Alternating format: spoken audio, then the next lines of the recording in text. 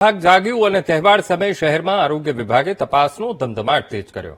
શહેરની 9 હોટલ રેસ્ટોરન્ટમાં ચેકિંગ હાથ ધરવામાં આવ્યું અને નિયમોનો ભંગ કરનારા 2 એકમો સામે કાર્યવાહી કરવામાં આવી. તપાસ દરમિયાન 121 કિલો અખાદ્ય ખોરાકનો નાશ કરવામાં આવ્યો છે. તો હવે તહેવારો આવી રહ્યા છે અને દ્વારકા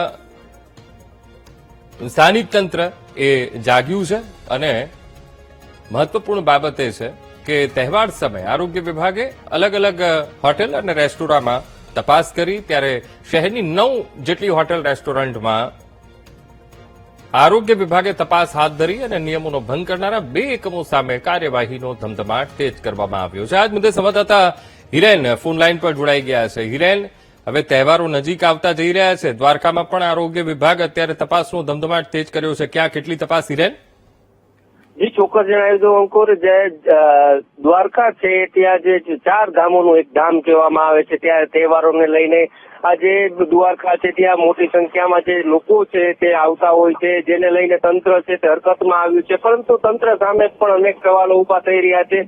કારણ કે શું તહેવારો આવે છે ત્યારે જ આજે ફૂડ વિભાગ દ્વારા ચેકિંગની કામગીરી છે તે હાથ ધરવામાં આવે છે. માત્ર દેખાવ પૂરતી જ હાલ કામગીરી બતાવવામાં આવતી હોય તેવું સ્પષ્ટપણે જે નાગરિકો છે તે કહી રહ્યા છે. કારણ કે જે 9 જેટલા એકમોમાં ચેકિંગની કાર્યવાહી હાથ ધરવામાં આવી, તેમાંથી 2 એકમો સામે કાર્યવાહી કરવામાં આવી છે. માત્ર કાગળ પર કાર્યવાહી થઈ હોવાની જે વિગતો છે તે સામે આવી રહી છે. તો બીજી તરફ જે દ્વારકા છે ત્યાં સૌથી જે ખાદ્ય પદાર્થ છે તે હલકી ગુણવત્તાના મળતા હોવાનું પણ જે વિગતો છે તે સામે આવી છે. પરંતુ ફૂડ વિભાગ ક્યાંક ને ક્યાંક અત્યાર સુધી જે આરામ કરતું હતું તે જાગ્યું છે અને હાલ આ જે કામગીરી છે એ હાથ ધરી છે. જી અંકુર.